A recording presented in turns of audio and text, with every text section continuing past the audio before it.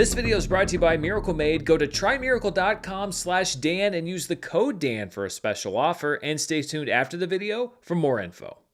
Hello everybody, and welcome to my breakdown of this year's Golden Globe Award nominations. The Golden Globes are, of course, Hollywood's most unserious major award show, but it's good to know where some of the voters may be thinking as we get into this award season. This is a little bit more of a rough and ready show than I usually do because I have a movie review coming out shortly for Lord of the Rings, War of the Rohirrim, so I want to make sure I get this video out before that video posts. It's almost like they wanted to kind of bury those reviews under the news cycle. I don't know. We'll see what people say. So let's jump right into the nominations for this year's Golden Globe Awards. We'll start on the movie side, which is where I'm going to put most of my focus. And these were the nominees for Best Motion Picture Drama. We had The Brutalist, A Complete Unknown, Conclave, Dune Part 2, Nickel Boys, and, well, they said it's September 5 on the telecast. I guess maybe we're supposed to say September 5. I'm American, so when I see that, I say September 5th. But anyway, September 5 or September 5th is the last movie that was nominated in the category. There are a few surprises, though.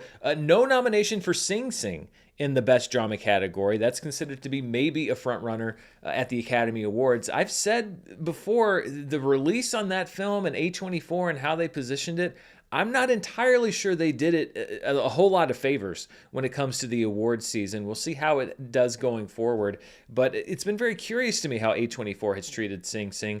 Gladiator 2 did not make this cut. I'm not surprised personally, just because I think that the movies that they nominated there are better than Gladiator 2. And then nothing for Nosferatu. As a matter of fact, Nosferatu didn't get any nominations at the Golden Globes whatsoever, which I don't agree with. I said in my review, I think it's one of the better movies of the year, but it's also one of the late movies of the year. It was released even to critics late in the process, so I'm curious to know how many Golden Globes voters even saw Nosferatu before they nominated things here. But otherwise, pretty expected because of the split between drama and musical or comedy. This doesn't really say a whole lot about who might win the Oscars, but it does kind of give you an idea about what the voters or some of the voters might be thinking. When it comes to Best Motion Picture, Musical, or Comedy, the nominees were Anora, Challengers, Emilia Perez, A Real Pain, The Substance, and Wicked. The Substance in musical or comedy, okay. I mean, it is, I guess, sort of a dark comedy, but the dividing line between these categories is so nebulous. I'm happy to see The Substance is nominated for Best Picture. It's interesting that A Complete Unknown is nominated in the drama category, but not in the musical or comedy category, because that movie has more music in it than almost any of the other movies here, other than maybe Wicked or Emilia Perez, and Walk the Line, which was the Johnny Cash biopic, which was directed by James Mangold, was nominated in the musical or comedy category and won 3 Golden Globes in the musical or comedy category. So why they decided to put A Complete Unknown in the drama instead of in this category, I don't understand, but I don't understand most things about how they do categorization at the Golden Globes, and increasingly at any award show. In the Best Animated Film category, Flow, Inside Out 2, Memoir of a Snail, Moana 2, Wallace and Gromit, Vengeance Most Foul, and The Wild Robot are contenders. Those are pretty much what you would expect. It does cement movies like Piece by Piece being long shots in the category, but no real surprises there. Then we have the Golden Globe Award for Cinematic and Box Office Achievement, which I continue to be thoroughly confused about what the criteria as far as the voters go for this category. The movies that were nominated for cinema and box office achievement were Alien Romulus, Beetlejuice, Deadpool and Wolverine, Gladiator 2, Inside Out 2, Twisters, Wicked, and The Wild Robot. So as on the box office side, as far as the top 10 movies of the year domestically, Despicable Me 4, Moana 2, Godzilla, Kong, The New Empire, Kung Fu Panda 4 are left out. But Dune Part 2 isn't in this category. And the category is supposed to be for, and I'll quote here, it's attained global support and attained cinematic excellence. The Golden Globes nominated Dune Part 2 for Best Picture. But when it comes to the Cinematic Achievement Award, it doesn't make the cut, even though it's also eligible for that category. And there are movies that gross less than it that are nominated. I don't get this category. I've never understood this category. I continue to not understand it because by their own criteria, Dune Part 2 should be part of this list, and yet it's not, and yet it's also nominated elsewhere. If they'd snubbed Dune Part 2 in other categories, then fine, whatever. But to nominate it for Best Picture, but not for Best Box Office Achievement Picture, but there are other... It doesn't make sense. I hate this category. I'm glad that the Oscars didn't go through with doing it, and I don't like that the Golden Globes do it because it just doesn't make any sense to me. It makes no sense whatsoever. Next up are the nominees for Best Motion Picture not in the English language. Because of Golden Globe rules, these movies were not eligible for the Best Motion Picture Drama, Best Motion Picture Comedy or Musical, because the Globes are often stupid. The nominees are All We Imagine Is Light from India, which is emerging as a frontrunner in a lot of races, but as I had to be reminded last week, because it is such a frontrunner in a lot of the critical races and shows like these, it is not eligible for the Academy Award for Best International Film because India did not submit it as their film for the Best International Feature Award. So if it should win here, it doesn't have any relevance on the Oscar race whatsoever. And this seems to happen every year where a country decides not to submit a movie that ends up being a frontrunner in one of these cases on the other shows. That I don't get it. It's these labyrinthine rules. I mean, let's just recognize the movies, right? We've got to figure out a way to do this.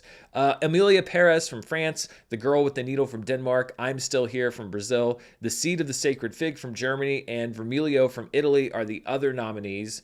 And The Seed of the Sacred Fig is the one that many people consider to be more of a front runner, but All We Imagine Is Light is nominated not just here, but in the Best Director category. So this could be a film that sweeps a lot of these international wins in various critics groups and other organizations, and yet will not be at the Academy Awards because it's not eligible. Maybe we'll see it in some other categories like Best Director, Screenplay, etc. This looks like a pretty strong category. I haven't seen most of these movies. I'm still catching up with a lot of them. But even if it was just All We Imagine Is Light and The Seed of the Sacred Fig, those are two of the most talked about and most discussed international films of the year. And then you throw in Emilia Perez. This should be a very interesting category to watch. Best performance by a female actor in a motion picture drama, we have Pamela Anderson for The Last Showgirl. A lot of people may have been scratching their heads going, Pamela Anderson, she is actually very good in this movie. I just had a chance to watch it. I'm happy to see her here because I don't know if she's got a whole lot of Oscar chances. She deserves some mainstream recognition. If you have a chance to see The Last Showgirl, she's great in it. Angelina Jolie for Maria, Nicole Kidman for Baby Girl, Tilda Swinton for The Room Next Door, Fernanda Torres for I'm Still Here, and Kate Winslet in Lee round out these nominations. A couple surprises here. Saoirse Ronan not here for The Outrun, which was considered to be early on her best shot at winning an Oscar, and she's still supposedly one of the lead contenders for an Oscar nomination this year, not nominated in this category. And then Marianne Jean-Baptiste in a movie called Hard Truths. She's sort of a sleeper contender. She's not here either. She is fantastic in that movie. And the fact that she's not in the category is somewhat surprising to me. But it's also one of those cases where of the performances that I've seen, I can't really disagree or argue with the ones that are included. I'm still watching some of these movies. But Saoirse Ronan's a surprise, and I am sad to see Marianne Jean-Baptiste not included. As far as best performance by a female actor in a motion picture, musical, or comedy, these are mostly expected names. We have Amy Adams in Night Bitch, one of my favorite titles of the year. Cynthia Erivo in Wicked, Carla Sofia Gascon in Emilia Perez, Mikey Madison in Anora, Demi Moore in The Substance, and Zendaya in Challengers. Of the two, I think that this is the one that might be considered more of a preview of the Best Actress race at the Academy Awards. They're all great performances. This is one where it's going to be hard for me to pick a favorite because you have several really great performances here. If I was a voter, I'd have to take a long time to try to figure this one out. Zendaya in Challengers, I think, might be the one that would be something that people might say, really, that one? But I think that because Challengers came out such a long time ago, people forget about it. I actually thought Zendaya was very good in the movie, so I think that this is a deserved nomination from her. Best performance by a male actor in a motion picture drama, we have Adrian Brody in The Brutalist, Timothée Chalamet in A Complete Unknown, Daniel Craig in Queer, Coleman Domingo in Sing Sing, Ralph Fiennes in Conclave, and Sebastian Stan in The Apprentice. And this category is basically all the frontrunners we have right now for Best Actor. So this could very well be a glimpse or a preview of what the Oscar Best Actor race is going to look like. One of the few showdowns here at the Golden Globes that could be instructive. Coleman Domingo did make the cut here for Sing Sing, but that's really the only major nomination that Sing Sing got. And so if A24 really wants to bolster that movie's awards chances, I think this might be a reminder that they've got a lot of work to do because it's obviously slipped through the cracks. But when I look at all of these performances, and again, I've seen all 6 of these, I don't know which one I would pick because I actually love all of these. I know a lot of people have been saying that they think that this award season in general is kind of weak. And perhaps on a movie level, if you take everything into account, you may not have one of those blockbuster films or one of those movies that's just sweeping through everything. But on an individual level, on a category level, this is one of the strongest lineups I can think as far as Best Actor performances. And this is just the drama category. For Best Performance by a Male Actor in a Motion Picture, Musical, or Comedy, we had Jesse Eisenberg in A Real Pain, Hugh Grant in Heretic. Categorizing Heretic as a comedy is something that's a real head scratcher, but I'm happy to see Hugh Grant nominated. So I guess if you have to categorize it that way to get him nominated, that's what you do, and that's why they probably did that. Gabriel LaBelle in Saturday Night. This is really the only recognition of Saturday Night. I'm happy to see him here because I thought that he was very good in that movie. Jesse Plemons in Kinds of Kindness. Great to see him in this category. Glenn Powell in Hitman, and Sebastian Stan in A Different Man. So Sebastian Stan picks up the double Best Actor nomination, one for The Apprentice, one for A Different Man. I think that they are both deserved. Sebastian Stan had a fantastic year as the lead of both of those films, and I'm glad that he wasn't overlooked for either of them because they shouldn't just be lumped into one movie. They were two distinctly different and both really strong performances. Best Performance by a Female Actor in a Supporting Role. So they do not delineate between drama, musical, comedy here. We have Selena Gomez in Emilia Perez, Ariana Grande in Wicked, Felicity Jones in The Brutalist, Margaret Qualley in The Substance, Isabella Rossellini in Conclave, and Zoe Saldana in Emilia Perez. Now, putting aside what I have said from the beginning is, I think, category fraud, in that I think that Zoe Saldana is almost textbook a lead performance and is competing here in the supporting performance category. This is a good lineup. Daniel Deadweiler for The Piano Lesson is not here. That movie actually got 0 nominations. Anjanou Ellis-Taylor isn't here for Nickel Boys, despite the fact that that movie got a few other nominations. The Golden Globes gave a lot of love to The Substance. And so we see Margaret Qualley in this category. And as a fan of The Substance, I was glad to see it get so many nominations. But when we look at this category and others, and I'm sure that this will be a topic of discussion, you can't nominate everybody, and that's always been the case with awards. But it does look like there are a number of movies by Black filmmakers and roles from Black actors that were on the outside looking in this year. And, people like to make grand proclamations and apply labels, etc. I'm not going to go that far, but I do think that that's something worth noting, especially given the history of the Golden Globes. And maybe that was just the quirk of a strong year in the performance categories, but that does seem to be a trend that we see across several different categories in the movie space this year. In the Best Performance by a Male Actor in a Supporting Role, we have Yura Borisov for Anora, Kieran Culkin for A Real Pain, Edward Norton in A Complete Unknown, Guy Pearce in The Brutalist, Jeremy Strong in The Apprentice, and Denzel Washington in Gladiator 2. Clarence Macklin in Sing Sing, considered a frontrunner by many for this race when it comes to the Oscars and other award shows. Not included here. Again, I think A24 really's got to look at their campaign for Sing Sing and say that we've got to ramp things up if we want this movie to break through, because I think that he's deserving of that nomination. Otherwise, no big surprises.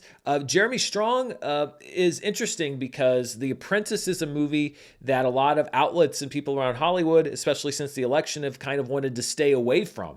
Because they consider it to be toxic or they consider it to be too controversy-laden. The fact that the Globes nominated both Sebastian Stan and Jeremy Strong says to me that they didn't think that it was particularly that way. And Jeremy Strong, I thought, was great in that movie. Interesting that he is nominated alongside Kieran Culkin for A Real Pain, so we have a double succession nomination there.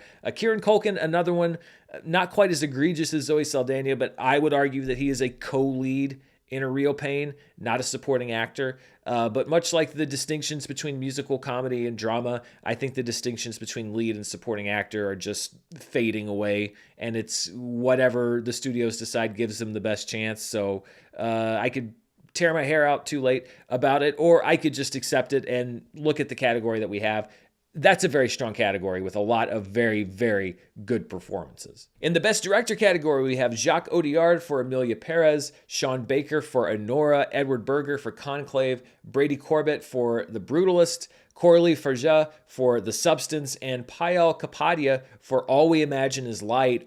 Denis Villeneuve, not nominated. John M. Chu, not nominated for Wicked. I am happy to see Coralie Farja included, and All We Imagine Is Light. Again, a stronger showing than The Seed of the Sacred Fig as far as international films with this nomination in the Best Director category. Am I sad to see Denis Villeneuve and John M. Chu excluded from the category? I am, but again, looking at the rest of these nominations, I can't really argue with many of them. I haven't seen All We Imagine Is Light yet. Although full confession here, and I guess because the Golden Globes is the first, quote unquote major awards show announcement we've had this award season, I'm not on the Emilia Perez train. I liked the movie. And the performances I thought were great. But overall, for it to be the movie that leads with the most nominations for any other movie, for it to seem like, this is the awards season juggernaut, I'm just not quite on board with that. I thought that it was a very interesting film. I didn't dislike it, but I am not an Emilia Perez super fan. And so when I see it dominate in so many different categories, I kind of go, oh, yeah, okay. Looking at the Best Screenplay category, we have Emilia Perez, Anora, The Brutalist, A Real Pain, The Substance, and Conclave. It's maybe not a surprise here that original screenplays had a stronger showing. They don't break it down between original and adapted at the Golden Globes. Conclave and Emilia Perez are the only two screenplays on this list that were adapted, so that leaves out movies like Sing Sing, Nickel Boys, Dune Part 2 is out of the list as well. Those are all adapted screenplays that did not make the cut. In the Best Original Score category, we have Conclave, The Brutalist, The Wild Robot, Emilia Perez, Challengers, and Dune Part 2. It's great to see Dune Part 2 included because it was deemed ineligible for the Academy Awards this year because it used a certain percentage of the score from the first Dune movie, even though that was one of my favorite scores this year. It has one of those compositions singularly is one of my favorite pieces of film music in the last, I don't know how long.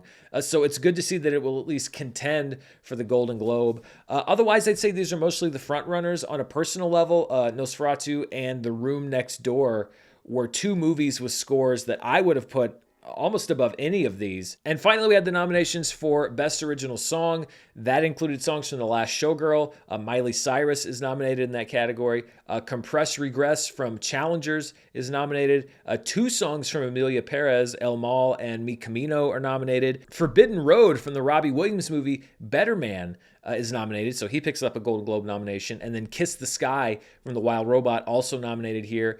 Diane Warren, not nominated in this category, which risks the anger of the awards gods who are lurking underneath the earth, ready to destroy us the year that Diane Warren does not receive any mainstream awards nominations. So that does it on the film side. One other note, kind of a surprise, the movie Blitz from Steve McQueen received 0 nominations. That was tagged going into the season as one of maybe the front runners, but it does not end up getting any Golden Globe nominations. Saoirse Ronan, another contender in the supporting category, many thought, and she still may be for that film, but it got no Golden Globe nominations. Touching briefly on the TV side, speaking of no nominations, Fallout, which was a breakout hit, picked up a lot of Emmy nominations. No Golden Globe nominations, maybe because it came out so long ago, but kind of a surprise not to see Walton Goggins or the series itself nominated. Some of the nominations, just a few of the categories. Best TV Series Drama, we had Day of the Jackal, The Diplomat, Mr. and Mrs. Smith, Shogun, Slow Horses, and Squid Game, which is interesting because Squid Game isn't out for a couple of weeks, so obviously Netflix, hopefully, I hope that they saw it, got the screeners of that season to the Golden Globes voters early so that it could be nominated in this category. Otherwise, we'd have another scandal on our hands. Likely, I think, to be a Shogun wipeout, as we saw at the Emmys. Best television series, musical or comedy, Abbott Elementary, The Bear, The Gentleman, Hacks, Nobody Wants This, and Only Murders in the Building. The Bear may continue its streak of domination as a drama series in the comedy category, although Hacks did pull off the upset at the Emmys, so it's not guaranteed that The Bear is going to win, but it does still exist there in the realm of comedy. The best limited series, anthology series, or motion picture made for television category is a tough one this year. We have Baby Reindeer, Disclaimer, Monsters, the Lyle and Eric Menendez Story, The Penguin, Ripley, and True Detective Night Country. And for me, this would be a tough showdown between Baby Reindeer and The Penguin. If I were a Golden Globes voter, I don't know how I would choose between those two. That is really, really tough. I'll be interested to see which way they go. Do they go for the more established Emmy-winning show and Baby Reindeer? Do they go for the newer, buzzier show, but also a great show, and The Penguin? Best performance by a female actor in a television series, musical, or comedy, Kristen Bell for Nobody Wants This, Quinta Brunson for Abbott Elementary, Io Debris for The Bear, Selena Gomez for Only Murders in the Building, Kathryn Hahn for Agatha All Along, and Jean Smart for Hacks. I was happy to see Kathryn Hahn pick up the nomination for Agatha All Along. I think that she was great in that show. This is a difficult category. Also, Selena Gomez picking up a second nomination on the TV side, so she's double nominated. Sebastian Stan also double nominated. And then best performance by a female actor in a limited series, anthology series, or TV movie, Cate Blanchett for Disclaimer, Jodie Foster for True Detective Night Country, Kristen Milioti for The Penguin, Sofia Vergara for Griselda, Naomi Watts for Feud, Capote versus the Swans, and Kate Winslet for The Regime. So Kate Winslet, also a double nominee. She was nominated for Lee. And that list of actresses, Cate Blanchett, Jodie Foster, Kristen Milioti, Sofia Vergara, Naomi Watts, Kate Winslet. Good luck running that gauntlet, whoever comes through. I loved Kristen Milioti in The Penguin, but she is surrounded by some really great actors and some really strong performances. So that'll be an interesting one to watch. So that's my look at the nominations for the Golden Globes this year. What do you think? What are you happy to see? What do you wish wasn't left out? Let me know down in the comments below. And before we go, I want to thank the sponsor for this video. This video is brought to you by Miracle Made. Everybody has that one person on their holiday list that's impossible to buy for, but the one thing that everyone loves is a good night's sleep. So if you're struggling to find something for that difficult someone on your list, give them the gift of comfort with Miracle Made sheets. Miracle Made silver-infused fabrics inspired by NASA work to make sure that you don't wake up hot or cold in the middle of the night, and they're also self-cleaning, preventing up to 99.7% of bacterial growth and staying fresh 3 times longer than regular sheets. I've been sleeping on Miracle Made sheets exclusively for quite a while now, and I love that I go to sleep and wake up every day in soft, comfortable sheets that help me sleep as long as possible. Unless it's one of those mornings during award season when I have to wake up ridiculously early to see who was nominated. Go to trymiracle.com/Dan to try Miracle Made sheets today, and whether you're buying them for yourself or as a gift for a loved one, if you order today, you can save over 40%. And if you use our promo code Dan at checkout, you'll get 3 free towels and save an extra 20%. Miracle's so confident in their product, it's backed with a 30-day money-back guarantee, so if you're not 100% satisfied, you'll get a full refund. Upgrade your sleep with Miracle Made. Go to trymiracle.com/Dan and use the code Dan to claim your free 3-piece towel set and save over 40% off. Again, that's trymiracle.com/Dan to treat yourself. Thanks to Miracle Made for sponsoring this episode. Thanks to Miracle Made for sponsoring this video, and thank you for watching. I will be back very shortly, like probably in less than an hour by the time I get this video uploaded, with my review of The Lord of the Rings, The War of the Rohirrim, and I'll be back tomorrow with charts in the afternoon, but tomorrow morning I will have my review of A Complete Unknown, which picked up a nomination for Timothée Chalamet and also in the Best Picture category here at the Globes. So stay tuned for all of that and even more award stuff, box office news, all that stuff that we do here. Thanks so much for watching this video. I'll be back very shortly with another one. Until then, stay safe, and I'll see you next time. Bye.